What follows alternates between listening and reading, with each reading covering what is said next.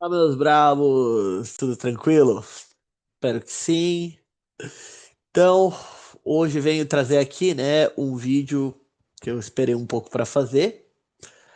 Ao mesmo tempo, tô no, tô no momento certo para falar, porque, né, fazer de maneira sintetizada o pós-jogo do que foi Corinthians e Santos, 4-1 pro Coringão no Canindé, de novo jogando no Canindé, porque o gramado da Fazendinha tá uma coisa lamentável, o gramado da Arena tá outra coisa lamentável, então bora pro Canindé, né? É a melhor opção. Mesmo o Canindé não tendo aquelas condições, né? Tá menos pior. E sim, galera, eu tô de fone, principalmente por conta do microfone. Vamos ver se dessa vez eu conseguir entregar uma qualidade de áudio melhor para vocês. Aí eu mantenho. Pelo menos até eu conseguir comprar um microfone mesmo. Como eu já, como eu já tive uma época aí, né? Minha gata quebrou. Mas beleza, acontece. Então, bora lá, bora falar um pouquinho de tudo isso. O jogo, assim, foi 4-1. O Corinthians não teve ali muitas dificuldades para ganhar o jogo. Saiu na frente do placar no início do jogo com o gol da Belém Aquino, pegando o rebote do chute da Johnson. A Johnson foi oportunista, a zagueira, quando ela viu que ia dar bosta, meteu a mão na barriga e caiu, mas você vê no replay que não pegou. O chute não pega na barriga dela. A arbitragem não foi na dela, né? E aí, ali no rebote, a Johnson acaba se chocando com a goleira. Também a goleira acaba acertando ela. A bola sobra, a Belém aqui não abre o placar, faz 1-0. Depois vem o segundo gol, né? Numa jogada ensaiada. Ó, deu certo a jogada ensaiada. Aí sim, porque eu falei no outro vídeo que não dava mais, né? Então essa deu certo. E, e aí a Belém cruza, a Thaís sobe de cabeça, a Tati Amaro, né, sei lá, mãozinha de alface, vai espalmar a bola acaba passando. Então, o gol do Corinthians, 2-0. A narração, acho interessante, né? A narração do Sport TV falando que a Belém escorregou e se machucou. E aí, quando passa o replay, ela toma um puta de um carrinho que pegou tudo menos a bola, porque o jogador do Santos foi só nela. E não teve cartão, não teve nada, ninguém viu o que aconteceu. Se até o narrador falou que foi escorregão, né? Enfim, 2-0 pra nós, a Belém machucou. Belém, tá bom? Porque eu vejo muita gente por aí, né? Já vi transmissão, já vi canal falando Belém, mas não, é Belém, tá? O acento é no E, no segundo E, aliás, né? Não é no primeiro. Até porque é do Uruguai, em espanhol som E não existe. Que aula de espanhol me chama, tá? Eu dou aula. Ok. Então, eh, enfim, se você colocar o áudio lá da transmissão mesmo, estão chamando e falando para ajudar a Belém. Todo mundo fala Belém, ok? Então, porque essa coisa de narrador não saber falar o nome das jogadoras, seja do time que for, mas para mim, principalmente do Corinthians, incomoda profundamente. Mas beleza, né? Vamos seguindo. E aí depois o Corinthians cansa de perder gol. Nossa, mas cansa de perder gol. Dá uma chance com a Zanotti, ela faz tudo certo. Na hora de chutar, perde o tempo da bola e acaba recuando para a goleira. Tem aquela bola que a Zanotti faz uma jogada genial, manda o chute pro gol. A goleira dá rebote no pé da Tamires, caída, a Tamires isola. Tem uma bola que sobra pra Duda Sampaio.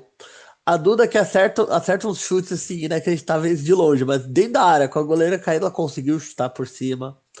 Depois, quando a Robledo entrou, ela também teve uma chance cara a cara, que ela chutou pra fora. Cansamos de perder gol, né? Cansamos. Até que chegou um momento ali que numa jogada da Ariel, né? Ela consegue tocar no meio da área e a Robledo finaliza. Faz o terceiro. Aí a Robledo tenta retribuir o favor e a Ariel dá uma furada. Meu Deus do céu. Mas tá. Aí o Santos consegue diminuir. No lance que a Thaís Regina ficou olhando, a bola veio, ela ficou tipo, vou, não vou, vou, não vou, vou, não vou. A Kathleen bateu, mandou a bola na gaveta, indefensável. Mas é aquilo, quando tá 3-0 tudo bem tomar um gol desse, vai. Ela vai se arriscar, vai, sei lá, fazer uma falta, tomar um cartão, alguma coisa assim, beleza. Até porque o Santos não ameaçou nada o jogo todo, então. O jogo já 3-0 se encaminhando pro final. tomar um gol? Tá bom. Então o jogo acaba, tá 3-1. E aí tem tempo para mais um lance, né? Bola para Robledo dentro da área. Ela dá um tapinha tirando da goleira e a Raíza, tá bom? Raíza, na coletiva dela de apresentação do Corinthians, ela falou que o nome dela é Raíza, beleza? Que o narrador insiste em chamar de Raiza, sei lá por quê, mas ela falou na coletiva. Eu até revi o vídeo da coletiva só para confirmar, porque eu tenho essa lembrança. E sim, Raíza. Ela fala na entrevista coletiva que é Raíza. E aí que tá. Eu, que crio meu conteúdo aqui pro YouTube, pro Instagram, fui atrás de ver como pronuncia o nome diferente de uma jogadora. Né? Agora, o cara que tá sendo pago para isso, onde eles têm uma equipe, porque a Globo tem sim uma equipe que pode cuidar disso, e ninguém se importa de ir lá ver. Isso é desanimador, cara. É desanimador. Mais uma vez a Globo não dando o devido valor ao feminino e querendo pagar de boa zona, né? A Globo é dessas. Quando se trata do feminino, principalmente ali, né? Quando a gente fala de esportes. Beleza. E a Raíza faz o gol. Eu vi gente falando que ela tirou o gol da Robledo. Porém, o chute da Robledo estava indo devagar. E tinha uma zagueira do Santos chegando na bola. Então, não sei se essa zagueira não ia. Não, assim, dava tempo de chegar. É que é a zagueira do Santos, então, capaz até da zagueira tentar fazer um gol contra. Beleza. Desse gol eu vi gente falando, nossa, olha o nível do futebol feminino, que coisa horrível, que não sei o que, e os mesmos estavam babando o ovo do gol do Garro contra o Thiago Volpe, porque aí nesse gol é o Thiago Volpe que é ruim, não é que homem é ruim, entendeu? Agora no lance do feminino, que foi gol, a modalidade é ruim. A gente sabe como se chama isso, né? A gente sabe exatamente do que gostam. Mas beleza. E aí, após esse jogo, o que eu tava esperando? Tava esperando para que eu pudesse falar. Eu trouxe alguns números onde eu vou comparar aqui o trabalho do. Mais uma vez, né? Do Arthur Elias, do Piscinato e da Emily Lima. Por que eu acho importante? Chegou um momento onde ela já enfrentou, e que isso para mim é um tesouro de águas, né? A Emily, no comando do Corinthians, já passou de 20 jogos, já experimentou um período com pausa, certo? Com pausa para ela parar e treinar o time. E já enfrentou cada rival, tá? Palmeiras, São Paulo e Santos, pelo menos 2 vezes. Tendo esses números, eu fiz um levantamento para mostrar, para fazer ali um comparativo, né? E é impressionante como os números da Emily são os mais baixos em todos, tá? Vou mostrar aqui para vocês. Deixa eu compartilhar aqui a minha apresentação. Então aqui do lado, a gente tem os seguintes índices, né? Treinador, temporada, vitórias, empates, derrotas e o aproveitamento, ok? Então, a Emily Lima está com 22 jogos. Então, peguei de cada temporada os 22 primeiros jogos. Então, a gente tem aqui como treinador, né, claro, o Arthur Elias.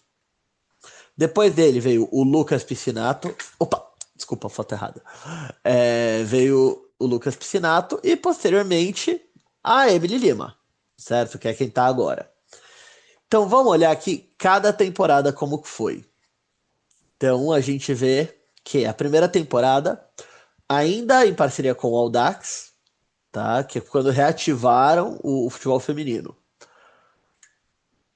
Sim, se juntando com outro time e reativando. A gente teve nos 22 primeiros jogos 15 vitórias, 4 empates e 3 derrotas, um aproveitamento de 74,2%. Em 2017, já melhora um pouco, né? Os 22 primeiros jogos foram 15 vitórias, 4 empates e uma derrota.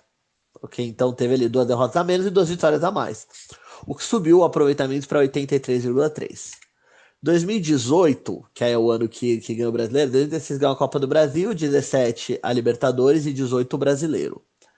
Aí foram 16 vitórias, 5 empates e uma derrota. A gente vai vendo ali que o número de vitórias está semelhante, mas o número de derrotas ele cai, certo? Ainda assim, menos vitórias. Então, aproveitamento foi de 80,3%. 2019, que aí pela primeira vez o Corinthians ganha na mesma temporada mais de um título. Então, dos primeiros 22 jogos da temporada, o Corinthians ganha 20. Tendo um empate e uma derrota. Detalhe que essa uma derrota foi a única até o final do ano. Tá? Só teve essa derrota no ano inteiro. E nos 22 primeiros jogos foram 92,4% de aproveitamento. 2020, dos primeiros jogos foram, né, 19 vitórias, um empate e duas derrotas. Sei que dessa derrota, inclusive, uma delas foi em clássico. Não, as duas, se eu não me engano, as duas foram em clássicos. Foi um contra o São Paulo e um contra o Santos. E em 2021 manteve ali, né? Mas uma derrota a menos. Então o aproveitamento é um pouco maior. Então foram dois empates e uma derrota. 19 vitórias. 89,3%. 2022, que aí foi. Vamos colocar assim, vai, depois que realmente o Corinthians deslanchou. A pior temporada do Arthur Elias. Dos 22 primeiros jogos, a gente tem números aqui bem semelhantes ao que foi 2016. Ainda assim, fica melhor, tá? São 15 vitórias, 5 empates e 2 derrotas. Ou seja, mesmo no pior número, depois da reativação, você vê que ele nunca fica abaixo do primeiro ano. E aí temos, né, o último ano dele como treinador do Corinthians, foi 2023, que a gente teve ali 19 vitórias, um empate e 2 derrotas. Ok, certo? E 87,8%. A gente vê que o aproveitamento mais baixo foi no ano da reativação da modalidade, ou seja, no primeiro ano dele como treinador do Corinthians. Depois disso, ele só conseguiu números maiores que esses. E até no pior ano que ele teve, ele levou, desde então ali, né, em matéria de aproveitamento, que 2022 foi no geral, tá? Foi um aproveitamento mais baixo. Ainda assim, 3 títulos conquistados. Então, aliás, o Piscinato falou na entrevista dele lá, que foi no podcast. Foram dois. Não, Piscinato, foram três, beleza? Foram três.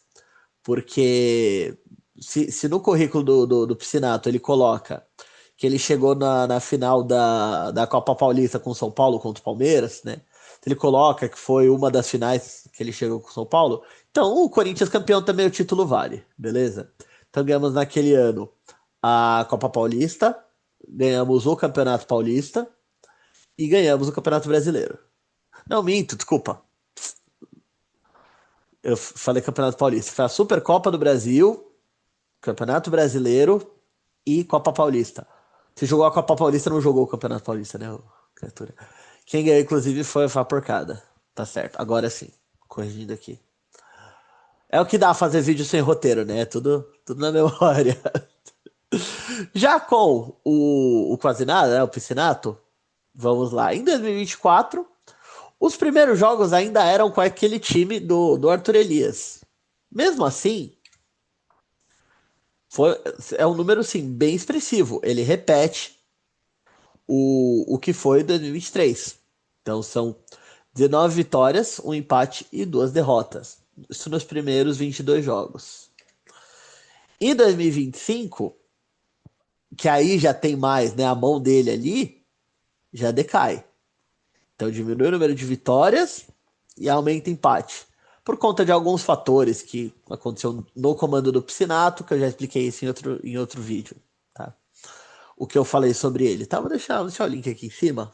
Tá, vou deixar aqui o link aqui em cima para vocês. E por último, a gente chega na Emily Lima, que fez seus 22 primeiros jogos. E ela tem 15 vitórias, um empate e 6 derrotas. Isso aqui não assusta vocês, não? Porque a minha assusta muito. De verdade, assusta muito ver um número desses.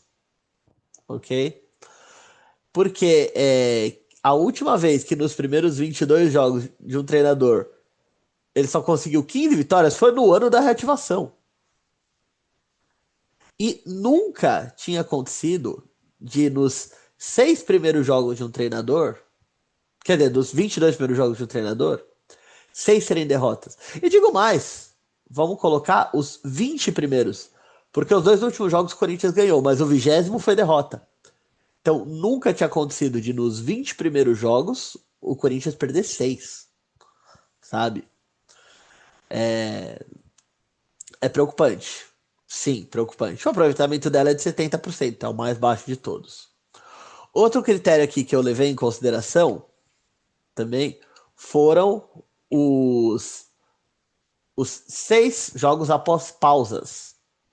Por quê? A gente teve agora a pausa para a Copa do Mundo. Desde então, desde que rolou, né, a pausa para a Copa do Mundo, o Corinthians disputou 6 partidas. Então, eu coloquei aqui, aí eu vou ter que olhar minha colinha, não vai ter jeito. Porque eu também coloquei qual foi o campeonato disputado. Em 2016, a gente teve a parada para as Olimpíadas do Rio. Quando rolou essa pausa, para as Olimpíadas do Rio e voltou, o Corinthians teve 4 vitórias, um empate e uma derrota. Ok. 2017, aí teve a pausa para um torneio de seleção, né? Que é o Torneio Internacional de Manaus. Quando teve a pausa desse torneio, então o Corinthians teve ali, né? 5 vitórias, um empate, nenhuma derrota, certo? Aí já foi em 2017. Em 2018, a competição que teve foi a Copa América, certo? Teve uma pausa para a Copa América. E aí o nosso rendimento foi de 8,8%, 88,8%, com 5 vitórias, um empate e nenhuma derrota. Então, quando a gente volta dessas pausas assim, né? Se for pegar os 3 primeiros anos, uma derrota. Ok. 2019, impecáveis, tá? Foi a pausa para a Copa do Mundo. Impecável. 6 vitórias. Como eu falei, a única derrota foi aquela no início do ano, foi pro Santos. Então, 100% de aproveitamento. 2020, também 100% de aproveitamento. Tivemos uma pausa por conta da pandemia. Quando voltou, 6 vitórias consecutivas.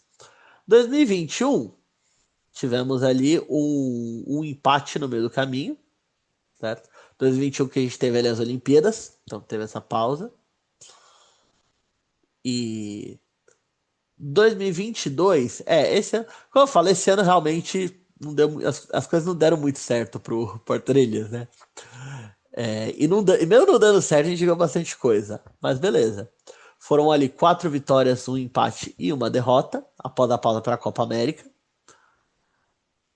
E em 2023 teve a pausa para a Copa do Mundo. Então foram 5 vitórias, um empate, nenhuma derrota. Ou seja, em todas as temporadas do Arthur Elias, quando teve pausa, nos 6 primeiros jogos, após pausas, foram 2 derrotas, contando tudo. Ok? Certo. Vamos então ao Lucas Piscinato, que a gente tem aqui, né? 2024, a gente teve a pausa para as Olimpíadas de Paris. Quando voltou, vencemos 6 seguidas. Em 2025, vulgo ano passado, a gente teve a pausa para a Copa América. É isso aí, né? É a Copa América também. O Brasil também foi campeão e tal. Quando voltou dessa pausa, 5 vitórias, nenhum empate e uma derrota. 83,3% de aproveitamento. A gente vê que os aproveitamentos mais baixos até então, né, foram 2016 e 2022, né, 4-1-1, 72,2%. Aí chegamos à temporada atual. Dos 6 jogos pós-Copa do Mundo, nós ganhamos 3. Empatamos 1 e perdemos 2. Dos 2 que perdemos, foram derrotas ali extremamente doloridas, né? Vamos combinar? Perdemos do Palmeiras, perdemos da Ferroviária, que eliminou a gente da Copa do Brasil. Então, É isso, 3, 1 e 2. 55,5% de aproveitamento da Emily. E para terminar, outro critério que eu coloquei aqui foram os clássicos. Clássicos eu não vou contar de 2016 a 2018, porque nesses anos o único clássico que o Corinthians jogava era contra o Santos. Lembrando que eu não coloco Ferroviária nessa conta, porque é um confronto grande, mas não é clássico, tá? Não é. Não inventa moda, não é clássico. Clássico é outra coisa. Não forcem a barra. Eu sei que todo mundo força a barra para isso, mas não. Não. Aqui no Universo Brabo a gente não força essa barra. Ok. Então a gente tem aqui números em clássicos, ok? A partir de 2019. Lembrando que em 2019 eu pensei se colocava ou não, porque não teve jogo contra o Palmeiras. Mas eu pensei, pô, teve São Paulo e teve Santos. Teve a maioria dos rivais. Então, bora lá, né? O nosso aproveitamento foi de 80%. Foram só 5 jogos, né? Foi pouquinho, sim. Mas tivemos 4 vitórias e só uma derrota, sem empates. Isso inclui o São Paulo do Piscinato na final, né? Que foram 2 vitórias. Foi lindo. Esse ano foi muito bom, né? Oh, coisa boa. Ok. Em 2020, aí tem também o Palmeiras na conta. Tivemos 5 vitórias, 2 empates e uma derrota. Vale ressaltar que essa em 2020, se eu não me engano, a derrota foi pro São Paulo. Se eu não me engano, foi isso, perdemos pro São Paulo. Mas o aproveitamento foi esse, né, de 70,8%, ok? Teve mais clássicos em relação ao ano anterior, né, acabou baixando o número. Ainda assim, só uma derrota. Já em 2021, ainda uma derrota, só que com mais jogos. Então a gente teve ali, né, um empate, uma derrota, 8 vitórias. Ok? Então, 83,3% de aproveitamento. 2022, aí sim, aí foi um ano que, né, o aproveitamento foi mais baixo, porém vale ressaltar que os 2 clássicos que a gente perdeu, foram contra Palmeiras e São Paulo, estávamos jogando com um mistão por conta de a CBF ter colocado os jogos do mata-mata do brasileiro. Quer dizer, na verdade, a Federação Paulista colocou os clássicos do Campeonato Paulista junto com o mata-mata do brasileiro. E aí o Arthur priorizou, claro, o brasileiro. E deu tudo certo. 4-0 no Palmeiras, 4-1 no Internacional na final. Então deu tudo certo. Mas, nesse início de Campeonato Paulista, perdemos para São Paulo e Palmeiras. 2023. Nossa, esse ano foi avassalador. 9 vitórias, um empate e uma derrota. Vale ressaltar que essa uma derrota não foi com o Arthur Elias. Certo? Não foi com o Arthur Elias. Porque ele já tinha ido assumir a seleção. Na reta final do Campeonato Paulista. Primeiro jogo da final. A gente perde para São Paulo de 2-1 com um pênalti que a senhora Mariana Nani Batalha inventou. Porque como gosta de dar pênalti para o São Paulo, essa senhora, quando apita majestoso, achou um pênalti lá pro São Paulo e a gente perdeu. Se não, pelo certo era nenhuma derrota, 9 vitórias e 2 empates. Mas enfim. Ainda assim, o melhor número até agora. E aí, 2024, já com o Piscinato, esse número já cai bastante, né?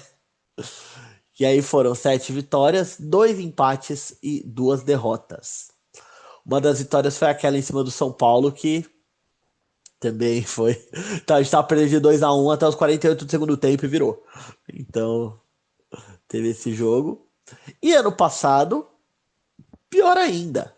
A gente olha aqui e beirou o ano que o Corinthians teve. Beirou o ano que o Corinthians teve ali um dos piores desempenhos. Só que como teve mais jogos, acabou tendo uma vitória a mais, então acaba jogando o número para cima. Mas 63,3 de aproveitamento. Aí, quando a gente vai aqui para os números da Emily, a situação fica bem complicada, né?